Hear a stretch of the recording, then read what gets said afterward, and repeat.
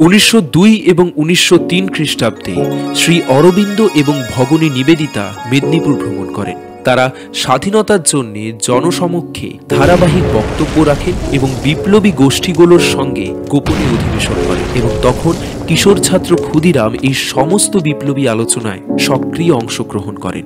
স্পষ্টভাবেই তিনি অনুশীলন সমিতিতে যোগদান করেন। তিনি 15 বছর বয়সেই অনুশীলন সমিতির একজন স্বেচ্ছাসেবী হয়ে ওঠেন এবং ভারতে ব্রিটিশ শাসন বিরোধী পুস্তিকা বিতরণের অপরাধে গ্রেপ্তার হন।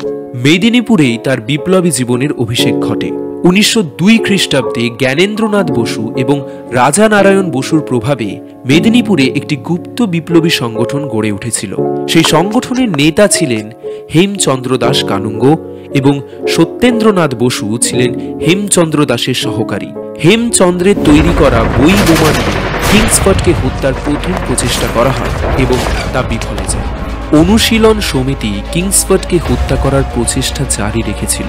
এপ্রিলে 2 সদস্যের একটি পরিদর্শক দল মুজফ্ফরপুর সফর করে, যাতে যুক্ত ছিলেন প্রফুল্ল চাকি। তিনি মুজফ্ফরপুরে ফিরেছিলেন একটি নতুন ছেলেকে নিয়ে, যার নাম ক্ষুদিরাম বসু।